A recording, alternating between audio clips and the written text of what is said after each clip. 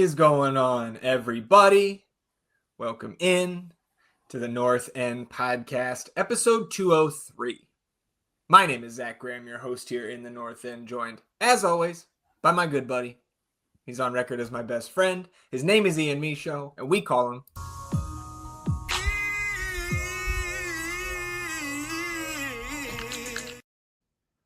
He's sitting here on a Sunday.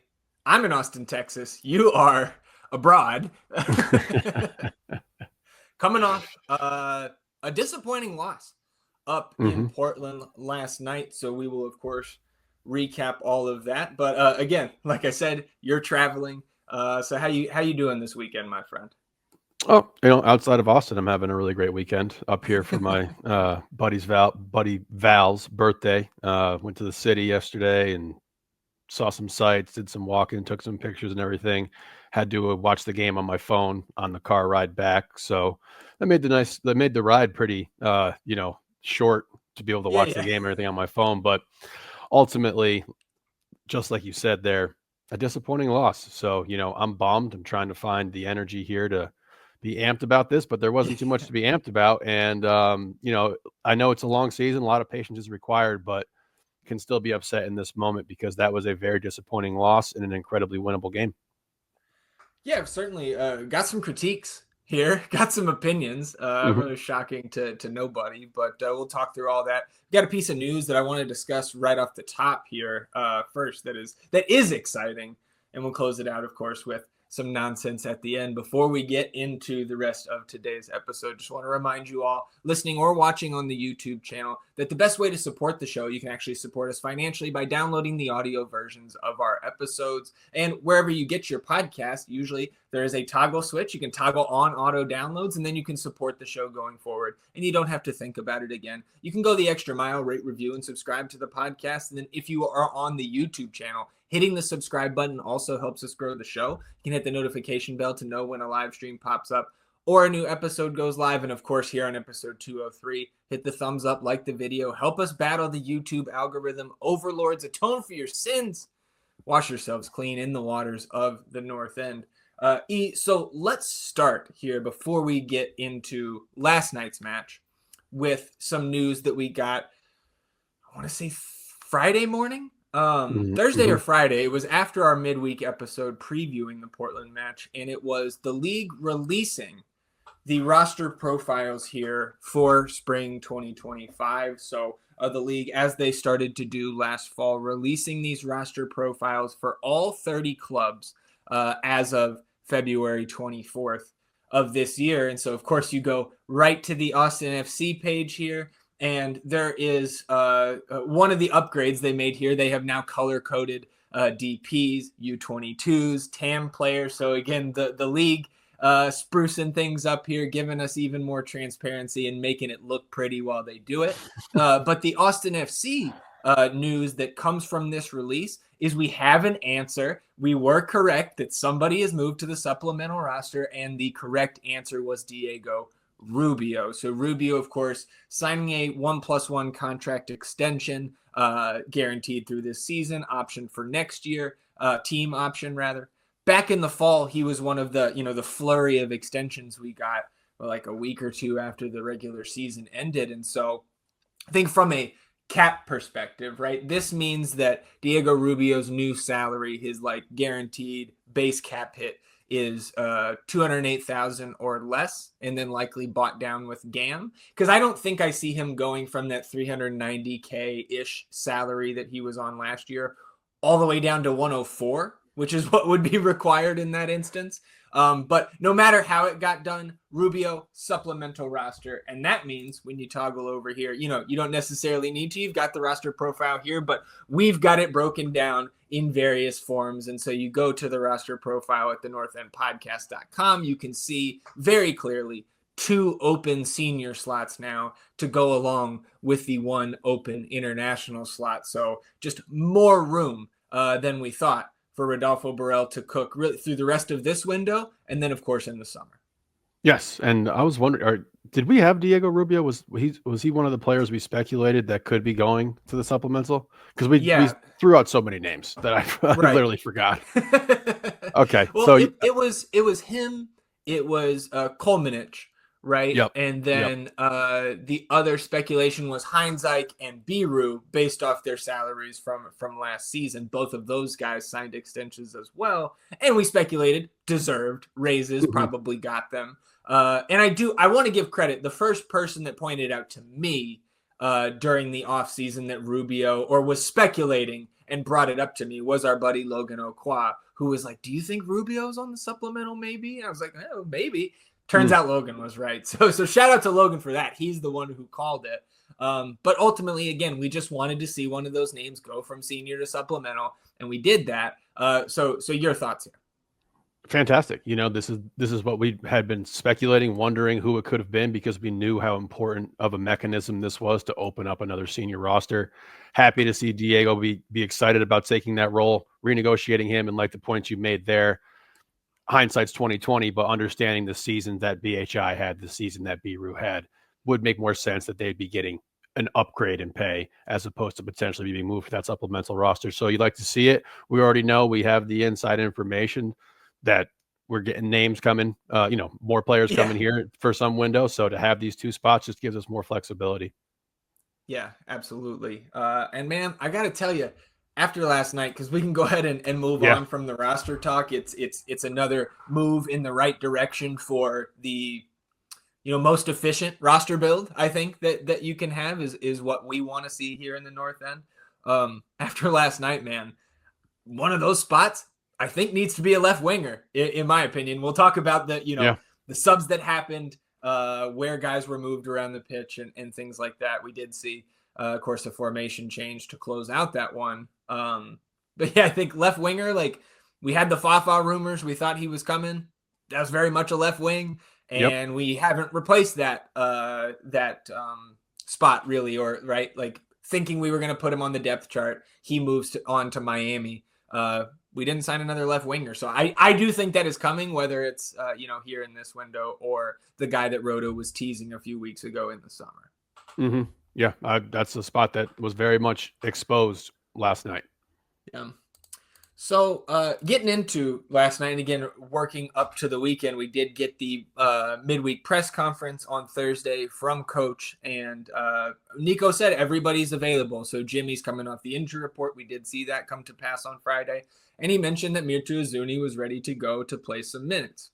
And he did note, he's a little bit tired still from the week of training and the travel and all that, but he's ready to go. So we do see him on the bench coming in, and I do want to talk about us, but let's start with who Portland had available, or rather who they didn't, because Yeah. we talked about at length on Wednesday's episode, right? The guys that we knew were going to be out, Santi Moreno and Cabecita and Kamal Miller suspended and Zuperich, Zuperich. right? Yep.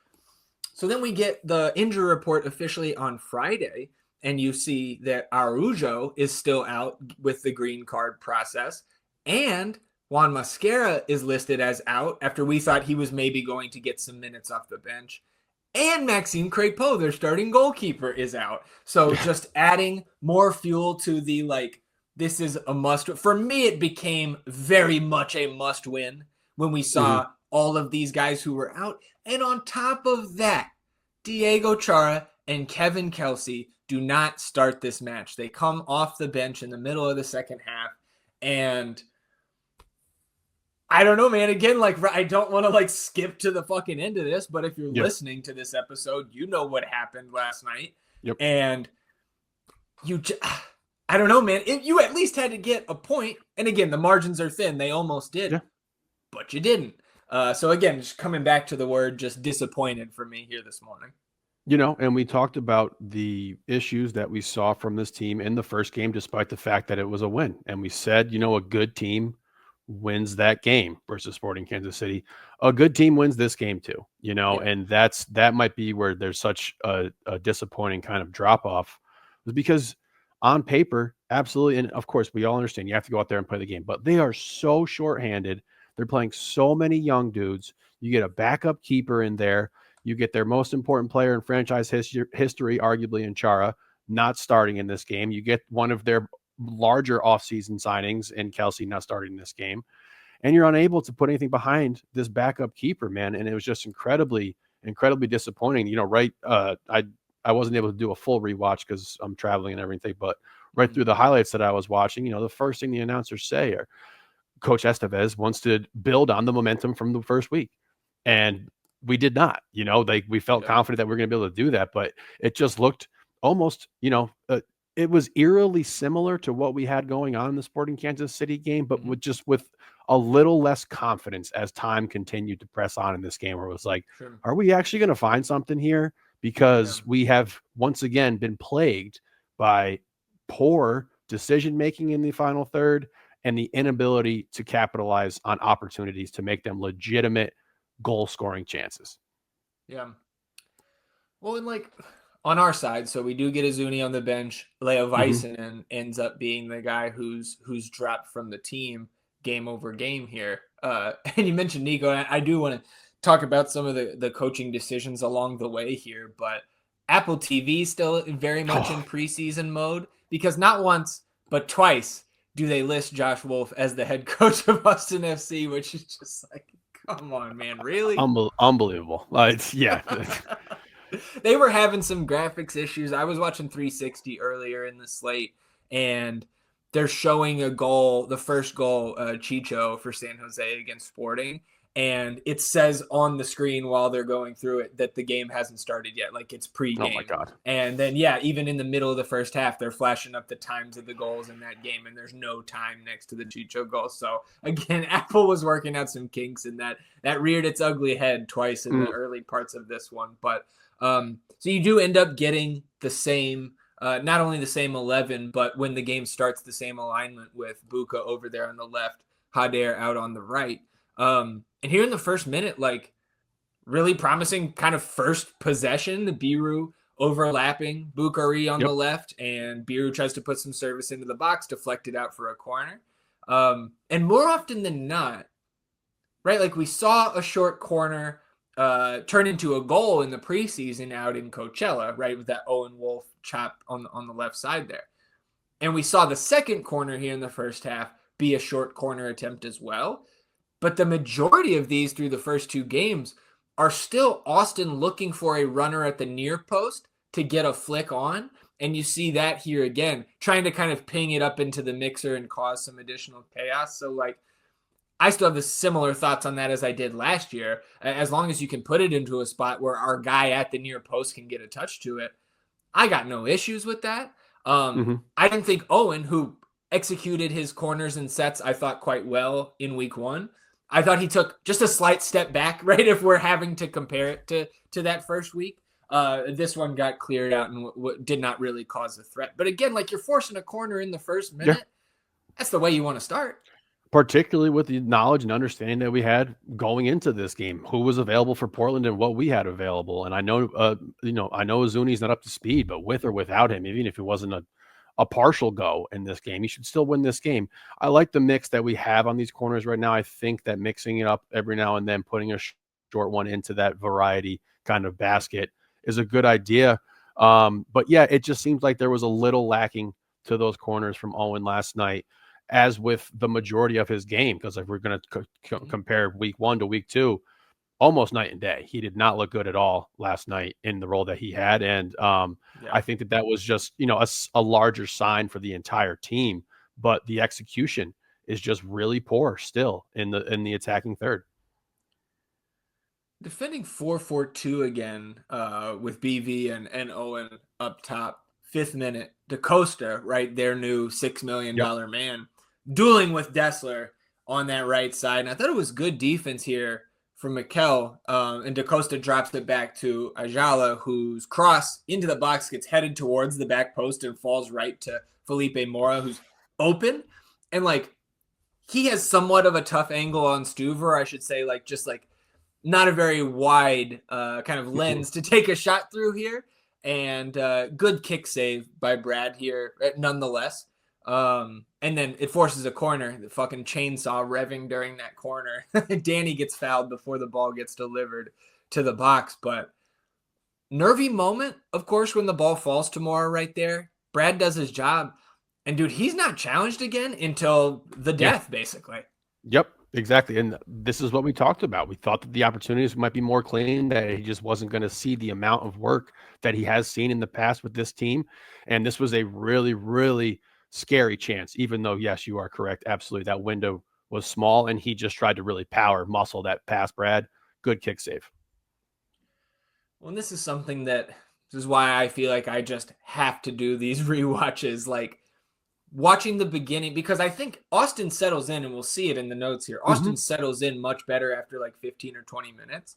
But to start this match, they are not pressing the back line of Austin at all. Like Cascante, Heinzike have it, even getting it out to Biru and Dessler, they are making sure, Portland that is, that Austin is not building through the midfield, and particularly Ilie, right? They Mhm. have guys basically bracketing him at a lot of points through these first 15 minutes and really throughout the first 45. But it was very effective as Austin kind of sputtered a little bit to figure out, okay, how are we going to break this down if we can't find Ilie as easily as we did last week? And even when Danny would try to drop back and kind of be a little bit of a double pivot there in the buildup, they're still paying much more attention to those midfielders than the Austin backline. And it was a little bit frustrating, I think, for the players, and especially on the rewatch, man. It felt a little to me like we took a little bit too long, I think, to adjust, even though they do, for lack of a better term, get it right here eventually. And like I said earlier, like it felt eerily similar to the first game, but to the contrast was the possession in that first game was crisp and it was had much more Mhm. intention. Like Yep. it was going places and trying to get guys to be able to move. I think also we saw in that week one matchup that you had Owen being able to drop back into space much more and then to Mhm. be that main vocal point of the offense to go ahead and get forward and get out wide. And we really did not see that last night. So I mean, shout out to Neville. He was working with an undermanned staff, Yeah. a young team. Like you got the Finn Sermon start, you got the Ian Smith start, you get Pontamas in the back there. Like this is a young club that we're going up against, and he had those boys ready to shut us down, and they did because the offense just looked confused, and that's why I was saying it. Like it looks eerily similar at points in time, but like the confidence level was just never there, and it was because of the feel and that you saw this ball kind of being like, well, no, you take it now. No, no, okay, yeah, give it back to me, and then no, I'll get you. You take it, and like none of it Yeah. was like forward advancing kind of movement with the ball, and it was frustrating. But I do think that we settled in because that first 15 minutes was a bit hectic. We were definitely trying to feel it out. We settled in, but still, once we did settle in, the possession was not what we were seeing in the first game of this season.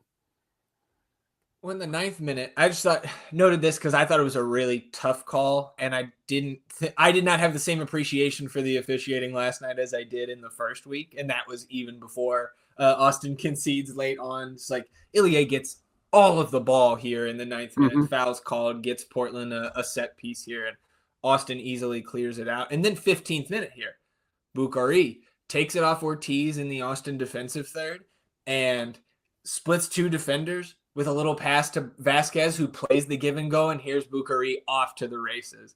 And so is Obrion to his right. Like Osman is coming down basically the middle of the pitch, and Obi just overlaps. He's on his horse, man. And Yeah, the yeah, pass in the moment, people who I'm watching with are give it to him.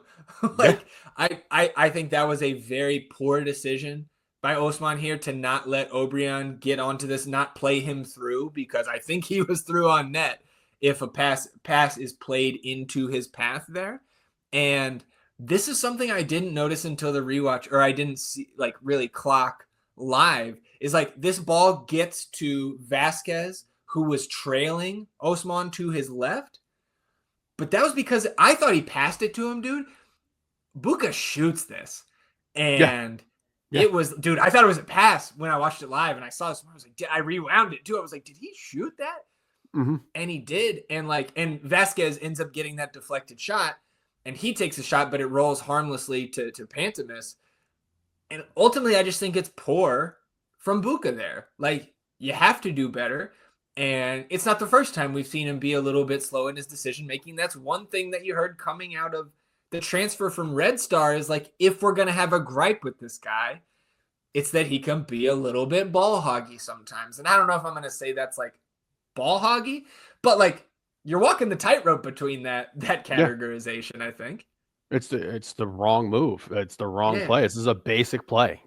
Obi has him by at least one step, probably two. He's going to be in on the keeper here. It's not even a particularly difficult pass to make. It's coming off of his strong foot too, in Yeah. stride. Obi's running. Like, this is a very, very basic play to make, and he made the worst decision he could have made here, because this attempt is like deflected immediately, such to a point you thought it was a fucking pass. You Yeah. know, so this was just it was really, really bad in the moment from him.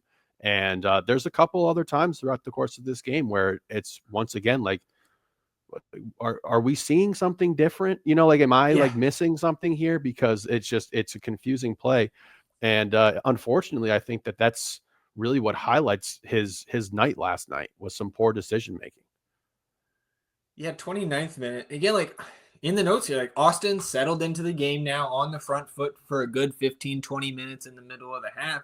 And Buka finds Danny here about 8 yards outside of the top of the box. And Danny turns towards goal, takes a touch, rips a shot that goes right at Pantomis. But like there was so much velocity on it, Mm-hmm. Pantomis had to punch it away.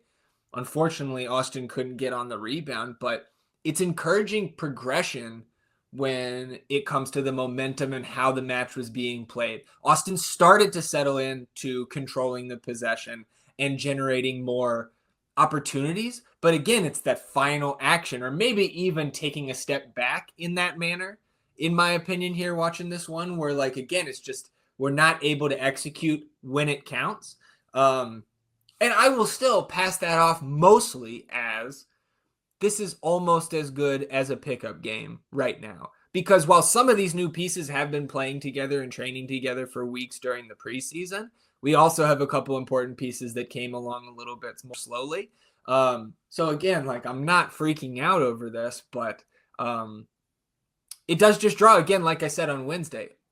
Most of all, we have to compare this to outside of the sporting match is just everything we've seen Mm-hmm. before this current iteration of Austin FC. So when you're not able to finish the few chances that you do create, it does elicit some of those emotions, at least from me watching the game live last night. And I was incredibly encouraged by this, because we settle in, right? We Yeah, we yeah. found our face, we found our footing, we found our pace. And now B, if you start to get some of these shots coming outside of the box, you can pull that defense out a little bit more, which should Mhm. theoretically create more chances. So this is a great strike by Danny. I was encouraged that he took this, and it had some pace on it, and a potential offensive rebound right there. Like, and Yeah, that's the yeah. kind of stuff that is created from these types of actions. So to me, it was all trending positively. And I was like, okay, that's good. We're settled in here. We got about 15 minutes to close out this half. Let's keep this trajectory going. And I thought that we did, but still at the same time, the inability in the final action, or even the final two actions, Mm. making Yeah, the right pass first and then being able to put something behind that. that's a good point.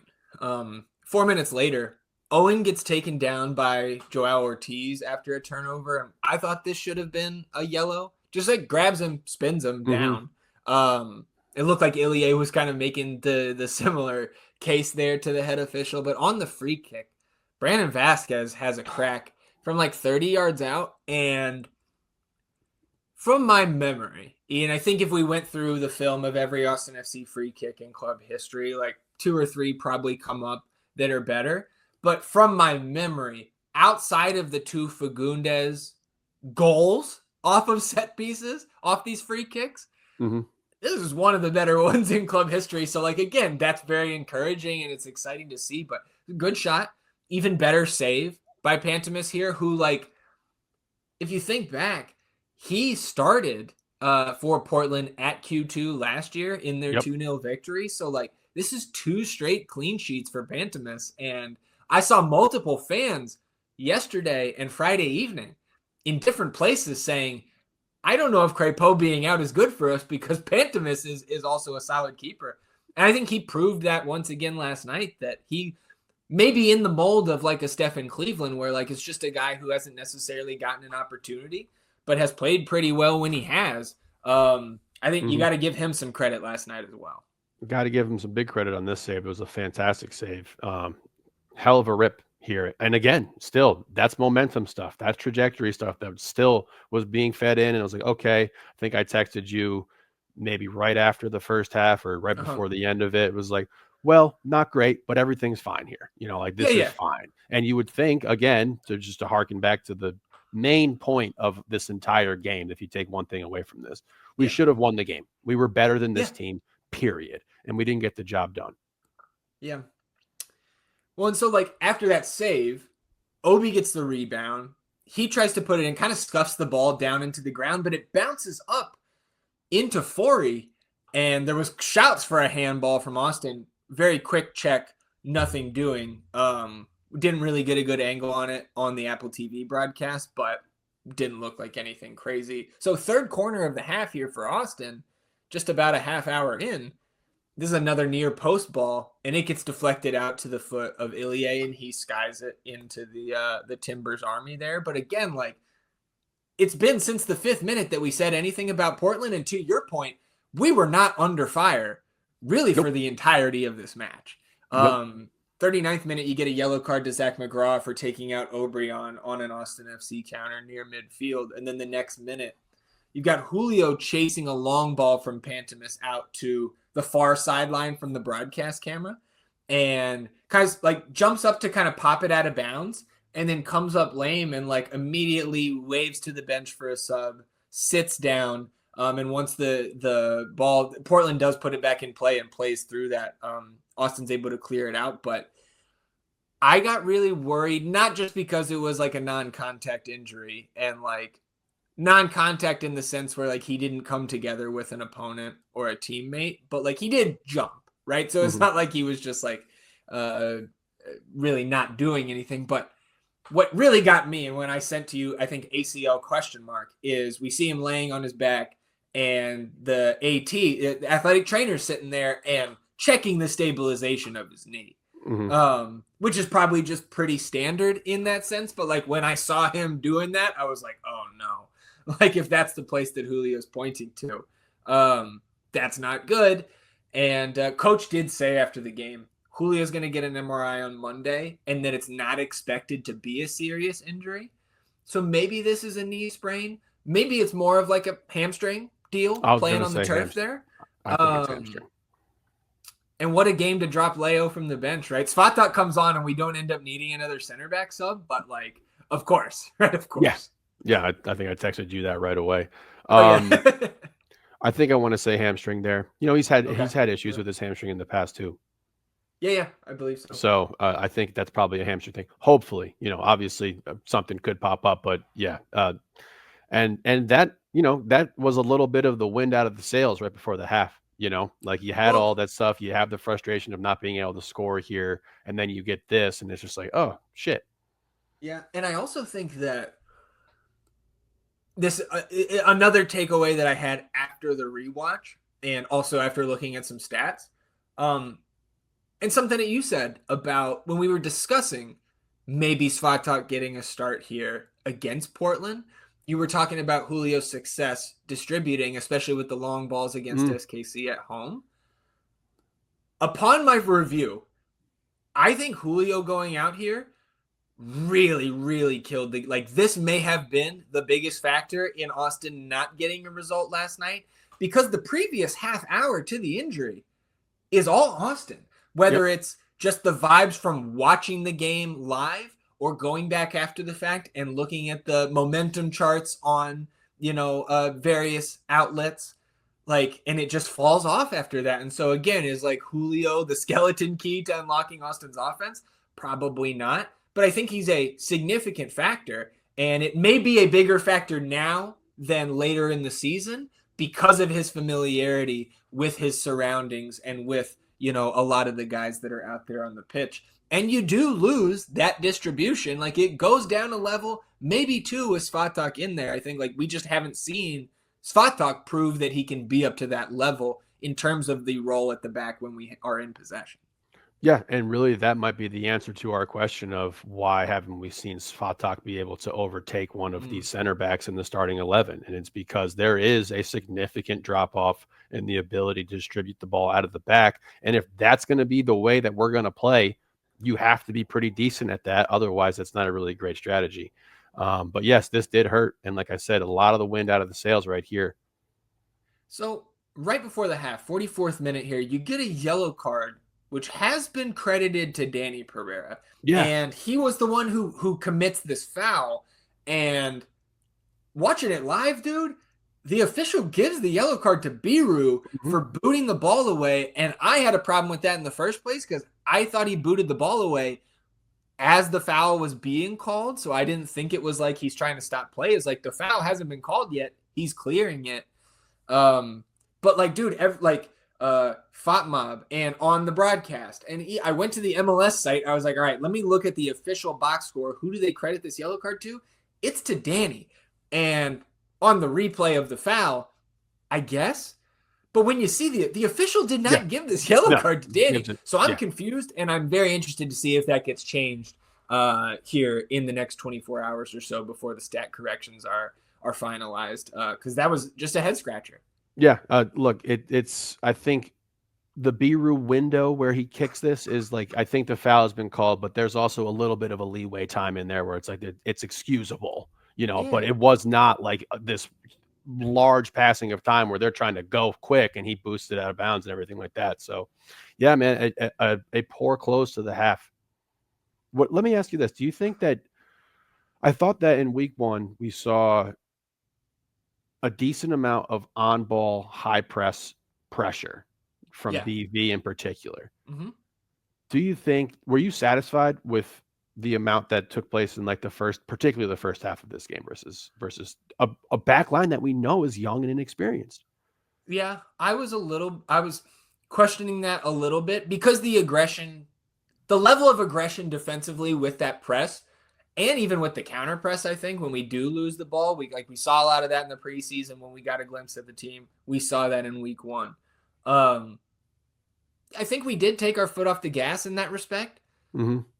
But and I didn't really think about that this morning, but thinking about it while we were watching last night, I chalked it up to we're on the road, like we're not going to extend as much as we did at home.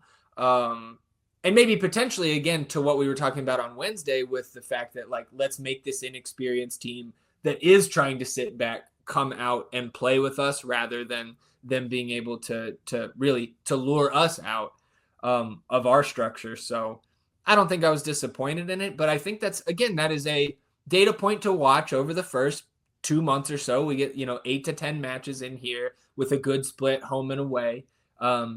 To be comparing and contrasting those styles, not just offensively, but to your point, defensively as well with this new coaching staff and new group of players.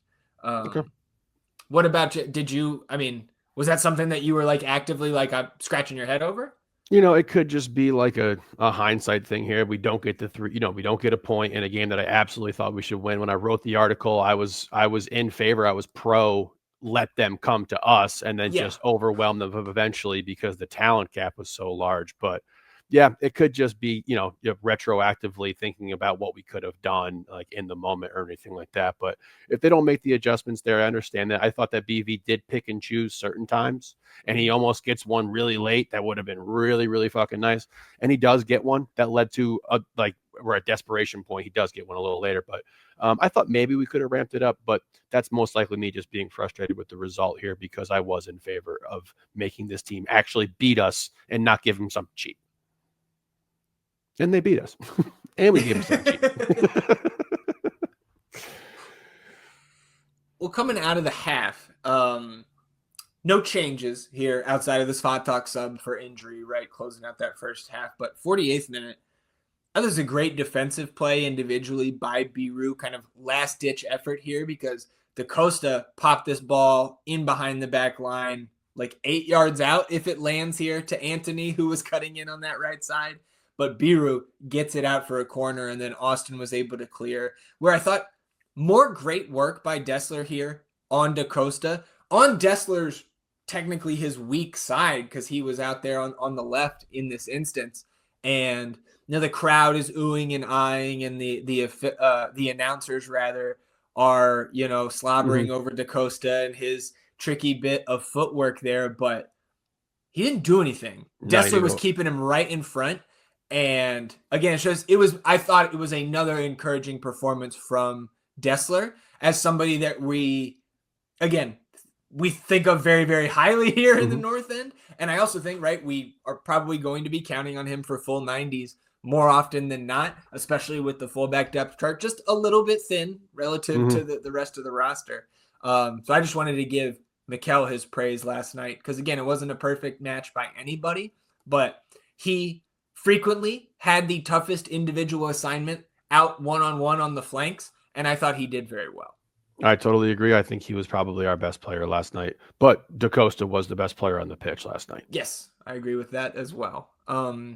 Pair of yellow cards here. 53rd minute to Anthony, contact to Ilie on a close challenge near midfield, and then 2 minutes later, yellow card to Forey for stepping on Dessler's foot from behind on a challenge about 30 yards out from net. Nothing doing there for Austin. In the 60th minute here, Bukhari and Danny get deflections defensively to jar the ball loose from Portland, and that loose ball drops to Ilie, and Austin is off and running. BV drops in and shuttles it right to Obi, and like, dude, I'm really liking these give and goes from BV dropping in, getting a touch, and having these speedy runners around him, whether it's Obi on one side, Osman on the other, or it's Owen or Danny kind of coming up that channel as well. It just feels like better control in those instances than we've had from nines previously. Like you would see flashes of that from G,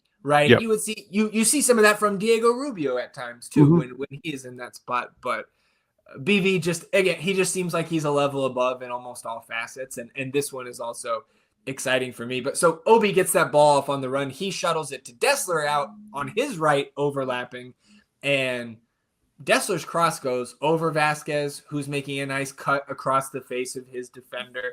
I think Owen was also on the backside near the far post in this instance. And Buka ends up running this ball down on the left in line. And he just kind of like whips around, surveys things for a moment. And then he takes the shot for himself once again. Very tight angle. The broadcast angle made it look a little bit more off target than I think it was. But I also don't think it's like the right play or the highest probability play for us to convert here with our final actions that we've been struggling with through a little over a game and a half at this point. So again, I think Dessler can do better here with his service. He also maybe could have even shot that again. Like I didn't think there was really anybody near him either. And then Buka, once again, like it just doesn't seem like we're making the best decisions. And we're still early enough where I'm going to chalk it up to getting more reps, building more chemistry with each other. But it wasn't great. No, look, I think it was a compounded mistake. I think the initial ball to Dessler, he one-times this, which is a more difficult task than to be able to put it off your foot off of a nice trap and then be able to make a nice ball and play and everything like that. But as soon as that ball's about to hit him, he has made up his mind that he's crossing it. The defender on Portland recognizes this, just kind of gives him a deke like he's coming at him and then peels back immediately. Not that he was in position to stop a lofting ball to the back post, but he did absorb some of that Brandon Vasquez run that was coming more near post face cut style and everything like that. So I thought Dessler definitely had a touch there. And again, probably 2020 hindsight, thought he could have had a rip. And then we get this longer ball to Buka, and he just kind of looks, he gets the ball, turns around. I think he just says, fuck it. And it's just like, I'm going to let one loose here. And an incredibly tight window to squeeze this in. Very, very poor angle to try to get this in here. And, I understand the sentiment of, giving these guys time and everything like that, like you're saying, but like, this is something we have seen from Buka in regard to his decision making, where it's like, you don't have to be playing with somebody for 5 years to know that you should play hot air Obrian into space. Yeah. Like you don't have to be playing with somebody for 5 years to understand that. I think in this situation, I think you should understand once again that, this is not the most advantageous shot that we can get here. And it was closer because he is a great player. Like he's an incredibly talented, skilled player and everything like that. But it's just the final action or the final two actions have plagued this franchise for such a long time. And it was frustrating to see it rear its head in this game but obviously a very long season. We'll get Mirtu into the fold here and everything. Continue to build, but still, one of these games that you might look back on at the end of the season when you're in a tight race, whether it be 4-3 or 5-4 or what have you, and be like, damn, there was 3 points right there that would vault you into the position you really want to be in. Yeah, or 7-8, man. Like Yeah, yeah, yeah. it's gonna be tight, I think, down the stretch here this season, no matter what happens with Austin. And I do think too, just like continuing to harp on the decision making by Osman there. One thing I think that is very clear from watching the body language of everybody is that when you have a chance to put the ball in the vicinity of Vasquez and Yeah. you don't, you're getting looks and you're getting exasperated hands and gestures from the teammates. Like, give this man a chance. And I got to say, I agree. And he does get some chances here in a little bit, but at 62nd minute, a little bit earlier than I think we all expected for one of these players, you get Sabovic in here, but Mirtu Azuni also makes his Austin FC debut. They come on for Jader Obrian and Ilie Sanchez, and armband goes to Heinz Eich, which was notable. And this moved Bukhari to the right and moved Owen out to the left, with Mirtu sliding in up top next to Brandon Vasquez. So did you have any thoughts on that? Again, I got excited to see Buka go to the right, where we think that's kind of his more natural position. And there were some good quotes, or I guess there was good information given from coach to the media during availability on Thursday. E. Landon, I believe, was the one who asked him about Bukhari being on that left side and that being something we hadn't seen before. And Nico said when he's watching film of Osman from all of his previous seasons, he has played on the left some, including with the national team, he said, is where he had played on the left. So he knows he can do it and that he can implement him out there. I just hope that at some point, or not at some point, I hope that the rationale isn't we're putting Osman on the left because Jader is best on the right and we're trying to maximize him. Like, I don't know. It's just something to watch. Like, I have not seen yet any evidence that Bukhari is more dangerous on the left compared to the right. And I want to maximize him over any other winger we have on the roster. I don't think absolutely. That's crazy. No, and that's why I made that face, because that's not a one-to-one comparison, because on the other side of a Ghanaian national team, you have a Ghanaian level national playing winger out there, who's fantastic. In our situation, we have Jader, who I'm not trying to shit on, but like the comparison can't be made between those two. So yes, particularly because we know that we can push Owen out wide, particularly because we know we have Johnny G available who can play on that side as well. So it's like, I want to, and I think I said this to you the first week, I was like, why is he playing on the left side?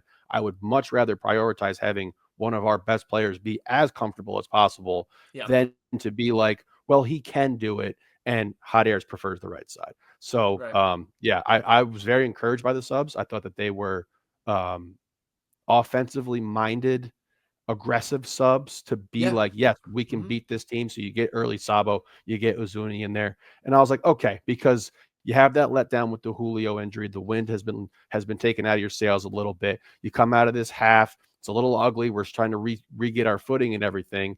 And then to bring these guys in was like, okay, we're back. We're making a push for it now. Let's see what this looks like. Not enough. Yeah. And 64th minute, yellow card to Ortiz. For whipping Sabovic around on a potential breakaway here. And like, man, I talked about this with the first one that wasn't a yellow when he pulled Owen down.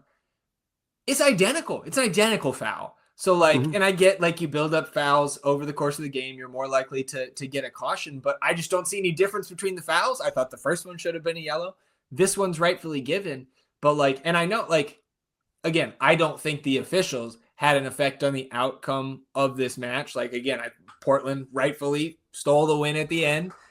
They got a nice little bounce in there that we'll talk about, just like last week, but the consistency wasn't there with the officials, and it started to really get on my nerves throughout this one. And then you do get a double change in the 65th for Portland. Chara and Kelsey come on for Ortiz and Mora. So I thought Phil Neville saw Ortiz there getting into trouble with the officials, pulled him out. And Mora comes off. Kelsey goes up top.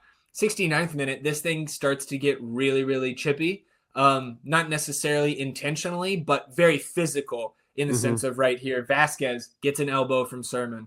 His nose is bloodied. I don't have it in the notes, but like the final play of the match leaves one of the Portland defenders with a bloody lip and sitting down there just leaking. So like the level of competition here was very high, even if I think the soccer was it wasn't really a shining example of the beautiful game. Yes, I agree. And like we've talked about at length this Portland roster, what it looked like, but they played hard last night. Like Yeah. they played hard, they had a solid game plan, and they were going to make us earn those 3 points, and we were Yeah. unable to do that. And again, just maybe I'm just whining at this point or just complaining too much, but 71st minute here, Probably. Kevin Kelsey crashes into Hindsight, not Yeah. making a play on the ball. I don't care if that's your first foul or your first touch. That's a yellow, man. Like that's an Yep. intentional foul, and I'm not nowhere close to a red, but that's got to be a yellow. Yeah. No, I'm especially to be coming into that game, and it's already ramped up at this point. Yes, You don't get a warning there. You're in the exactly. game now. Yeah.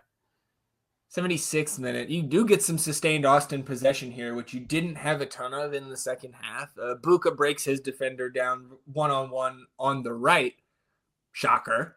Yeah. And gets to the end line. He sends in a ball that goes over everybody, but Austin stays in possession out to the left. Owen gets onto it, drops it to Sabovic, who takes 2 touches towards net. Nobody steps to him, and he unleashes a really powerful shot that gets parried away by Pantemis. So again, credit to Pantemis for having a nice night, but Biru gets on the rebound. He drops it to Wolf. And I thought this was a great ball by Owen. Maybe his best play on the night was putting this ball right on the head of Brandon Vasquez. And I think Vasquez can do a lot better here because this Yeah. ball skips off his head and wide. And I think that at least needs to be on frame. Like you got to put that on target. That is probably the best piece of service he's seen through 2 games here. And he didn't do very well with it. Yes, and again, the margins right there, and like when you're at this point of the game and you've had a difficult time getting the ball to BV like this, you're rolling the dice. So I think he should have done better for sure in this situation. So you get another pair of subs here for Austin. One surprise again in this pair coming in. John Gallagher subs in, and then Nico Dubersarski makes his Austin FC debut, which is not something I was really expecting last night. They come on for Owen Wolf and Bukhari. And here, I haven't seen this really discussed a ton either last night or this morning here on Sunday, but Austin moves to a back 5 here because they tuck Biru in as a left center back. John Gallagher in defense, at least, is playing that left wing back.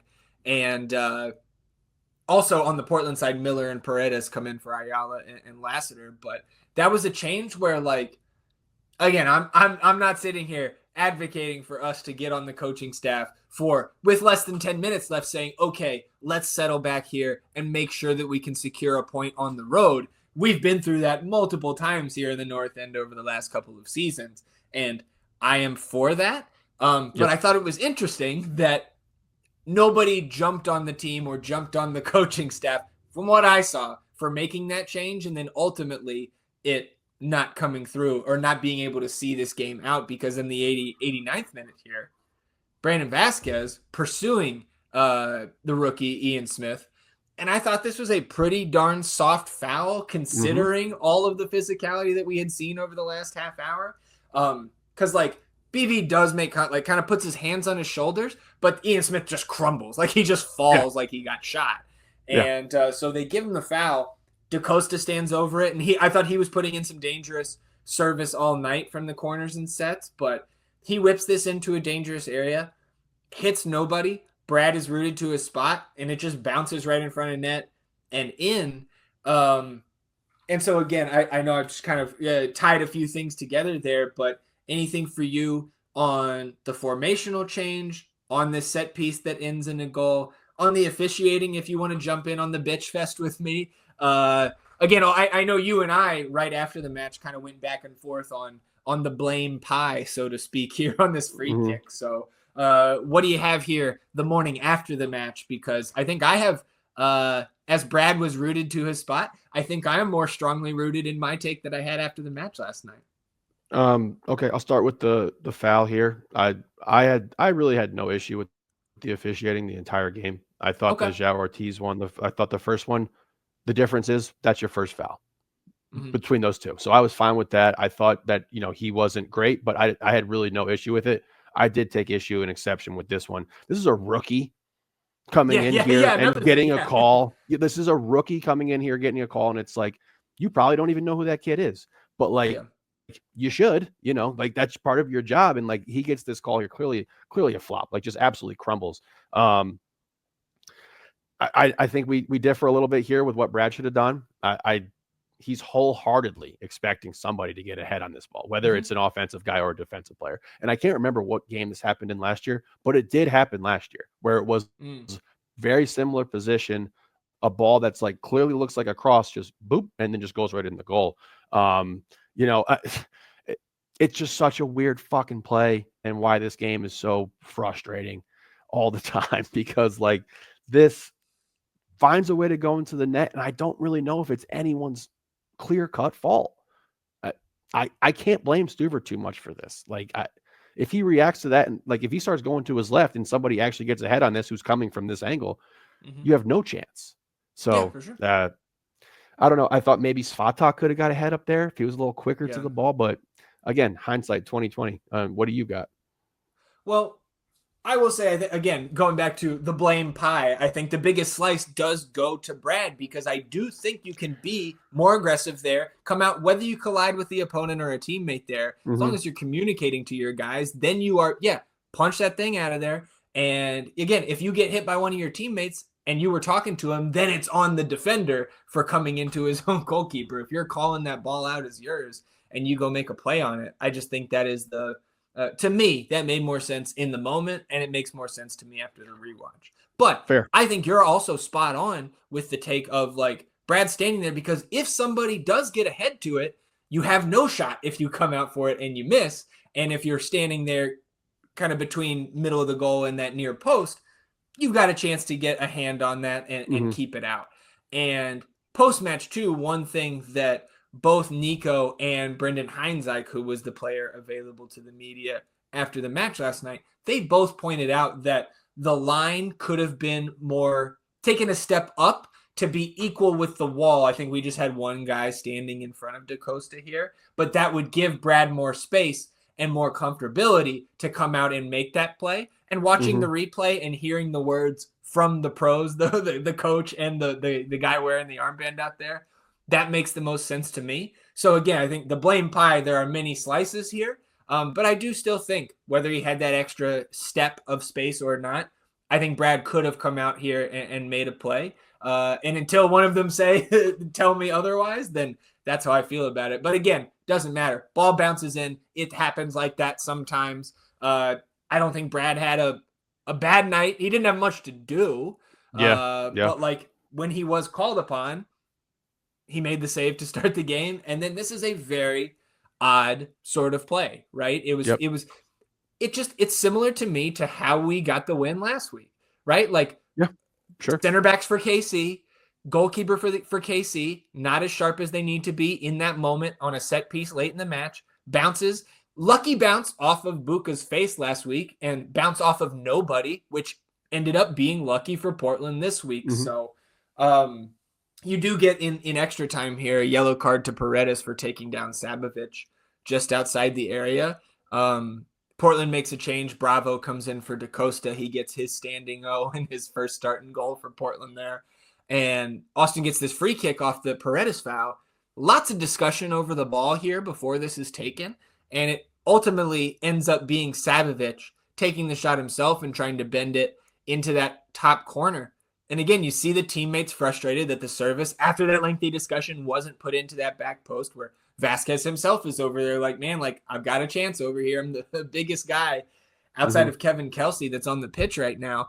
I also don't think the shot itself by Sabovic was bad or poor by any means. It just dips a little bit too late. And he seems like another guy between that and his shot, his powerful shot earlier in the half from outside the area. he seems like a guy who is dangerous from out there and somebody that we can put on sets going forward. So again, a lot of stuff I think to be encouraged by, but ultimately the final whistle blows a few minutes after that. Ultimately, just it's disappointing, right? Like coming back Yeah. around to that word.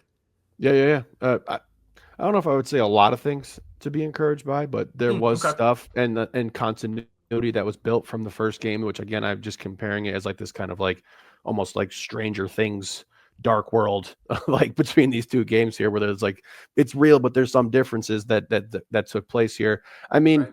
if you're going to push Vasquez off this ball, off this free kick, after what he showed he was capable of the first time, then I do think you got to give him a chance. Again, the look is good, the shot is good. I was pretty content with it. And if you have that confidence in your ability and then can go show me something that looks not like an Alex Ring free kick, then I'll feel pretty good about it. But again, you can't be relying on these moments late in the game versus this team. And I guess we got to give some more credit to Portland. I think the things that we did outline that were a bit of traps in this matchup was that Yeah. they got embarrassed week 1. They knew Yeah. that they needed 3 points. This was going to be 2 home games that they could potentially open up with 0 points coming out. And we know that you can get buried in this league if you have a slow start to the season. So they wanted this game more. And then they were able to get the fluke goal. I think we out executed them throughout the entire course of this game. But to be relying on this moment here where it's like, we got to get a fantastic goal just to salvage a point versus this shorthanded Portland team is the problem in itself, not necessarily who took this shot or who didn't get an opportunity here. The issue is we found ourselves in this position when we should have just really coasted this game. Like we should have just won this game handedly. So very disappointing. Long fucking season. Glad that we were able to get the anger and frustration out here because, again, we do need to be patient with the overall process of this team. Zuni is not completely in the fold yet. We don't know where Buka seems to fit right now, if it's left or if it's right wing. That is going to be a huge thing for us. I think there's going to be some opportunity for some shakeup in the midfield, particularly if you're seeing that Ilya is going to get bracketed like that.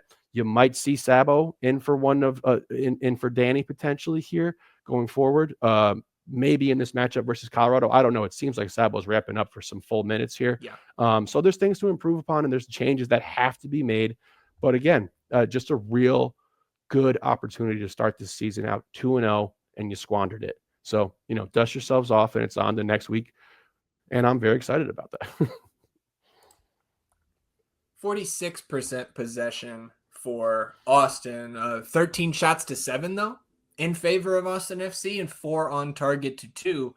Also in favor of Austin. Austin created 1 big chance on Fatmom's model. Of course, missed that big chance. 6 corners to 5 in favor of the Timbers. And 8 of Austin's 13 shots came from outside of the box. Fatmob's XG model, 0.64 for Austin, 0.63 for Portland. And you look at the expected goals on target, 0.41 for Austin, 0.4 for Portland. And this is one of the things to me that is encouraging. Without even watching the match, you're seeing on paper that Austin, right, although they did not control possession in this match, more shots overall, more shots on target, very comparable corners. But again, that final action is missing, and that's why you get 13 shots and 0.64 XG, right? Mm-hmm. Like I would imagine probably more than half of the expected goals and expected goals on target probably came from like the Brandon Vasquez free kick, right? Or like the Sabovich shot. Yep. So it is different than what we saw last year, especially on the road, right? This is a team that is very much playing for a result, not trying to just bunker from the start and take on a bunch of water. And you see that with Stuver's numbers too, right? And how few times he's been called into action over the first 2 weeks, not just last night, right? So like at the end of the day, for me, this game is just a bigger disappointment because of the late goal. Overall, it was fine. But I'm just as I was last week. Overall, I'm also unimpressed offensively, and it looks like a team of guys who haven't played together a ton. But in the context of last night, so is Portland, man. And Yeah, so yeah. that's why that's why I think this is a bad loss. Not because these points are going to definitively be the make or break, like you said earlier, between the 3 seed and the 4 seed, or the 7 and the 8, what have you, but because we are not the only ones in this situation. And especially with who they had unavailable last night, we were by leaps and bounds the more talented team on paper. And the fact that you weren't able to, number one, go in there and get a win. I fully expected 3 points last night, but Mm-hmm. also not Mm-hmm. able to hang on in the waning moments for that point, which again would have been fine.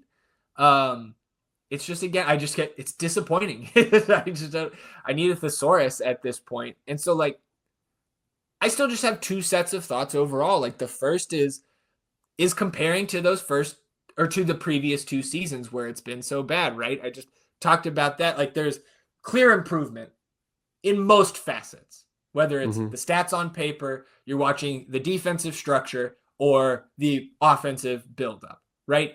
Even last night, where Portland was able to shut down the midfield, we were still the team that I think overall looked better. But I'm still, right? That second mindset is comparing the team to my new expectations Yeah. with this new look roster, with the talent floor that is raised much higher, not only compared to last year, but than I think it has ever been.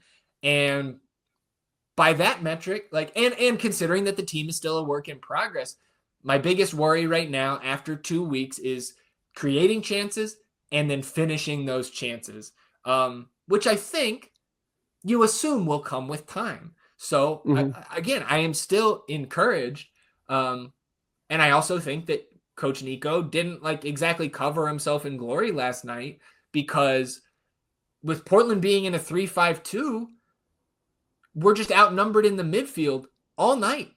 Yeah. And I don't think we ever saw the midfield adjustments that I would hope to see from a team that is, and again, the coaching staff still has some restraints on themselves as well, with the minutes limits we have on some guys that profile to be starters long term, in Sabovic, in Azuni. And right, if Dubrsarski is going to be able to play a role, which I was certainly not sure of, then that's another guy to factor in that is very new and getting up to speed, and a 20-year-old who is traveling abroad for the first time to work and play professionally, and still getting used to his surroundings, and having to take long ass plane rides for his second ever time suiting up for Austin FC to go Mm-hmm. to Portland. So again, work in progress, but we're still just so we have come up so short through 2 weeks of anywhere close to the ceiling outcome of what I thought this team could be coming out of the gates. And so that's where it's just a little bit of a letdown from the pure fandom side of it, for me. Very well said. The expectation for this team is different. That's it. Like, if we were looking at these stats last year versus an Austin FC Portland Yeah. team up there in Yeah. Portland, we go, oh, good Lord, 13 shots. Yeah. You give up one fluke goal, and like, that Yeah. sucks. But like, there's a lot to build on. But this is not how this team needs to be looked at. Yeah. And I thought everything you said there was spot on. And you got to dust yourself off here. We got to keep building. We got to find some more solutions, and that will come with time. So no, the sky is not falling here. There's plenty of time for this season. But just a disappointing loss. Yeah. Yep. When you can see on the passing map here, I just wanted to keep this up for another few seconds, right? You can see on that Austin side, right, just how much of the horseshoe it was last night, Mm-hmm. and Portland was Mm-hmm. able to, by outnumbering us in the midfield. How I have assessed this now is like that was a big factor in them being able to shut us down and keep us, like, again, if we had been able to find inroads in the midfield, I think you win Yeah. this game, and Yeah. maybe by multiple goals. I don't know. I mean, you got the really one good one up through the midfield with the Buka play that the ball Yeah. should have gone to Hodder, because those channels were Yeah. open, and multiple Yeah. times in that second half, because in that second half we did not see the possession that we saw for Austin in the first half. You still got to see some guys making those runs up those inner channels that was getting us some good build up and creation and everything, just unable to capitalize. And then you see here, right, the goals added metrics from ASA. Julio, Yep. Number tops in one. the team. Yeah. And that, again, coming back to my thinking about when Julio went out, things really changed for Austin in the buildup. And again, I don't think we'll preview the Colorado match on Wednesday's episode, but I don't think we're going to have Julio for next week, and maybe a multiple week absence there. I would be shocked if he plays next week. Yeah. Well, anything else for you from this match? Really, in the post match, it was like a lot of kind of the same what we heard last week from Nico, where it's like when there was shortcomings brought up, he was just kind of had the same refrain of like, yeah, it's my job to fix that and to figure out how to get these guys into those spots. It's like, yeah, okay. I just wonder how long is it going to be where you say those same things, where it starts to ring hollow. I don't think we're anywhere close to that, but no. It is, again, if we're just comparing and contrasting how these things have been treated in the past, it is something to keep an eye on. Yeah, and to your point about the 5 midfield, we were told we were going to see adjustments, lineup changes that were based upon opponent, and the limitations that Portland had on them last night gives me some pause as to why there wasn't some more in-game adjustments made, particularly because we looked less threatening in the second half. For sure. Well, and I also think, but like, if we're talking about that specifically last night, we do have to keep in mind, if we're going to get on Nico for saying, yeah, I'm going to adjust to the opponent, whether it's week to week or in the game, he does have those restrictions on his midfielders. Yes. Right. Look, I'm literally just saying, again, to your point about like the changes, it's on me. Yes, let's see them. Yeah. Let's keep moving forward. But yes, I'm patient. I am not upset at Nico or anything like that. Just a little pause as to what we could have done. But that is also probably going back to earlier in the episode where I was just like, well, we should have pressed instead. Well, before the game, I said, let's not press at all. Let's let them come out and actually try to win this game. So just a little frustration, but I am not by any means in any sort of overall panic mode or that this team's in trouble. Let's get full of Zuni. Let's get these guys ramped up. Start rolling. Yeah. It would have been nice to keep that 0 in the last column a little while longer. Yeah. But well, it's off the table. It's out of the way now. Yeah. Well, so we'll close out the episode here in a minute, but before we do, just want to remind everybody to sign up at Underdog Fantasy.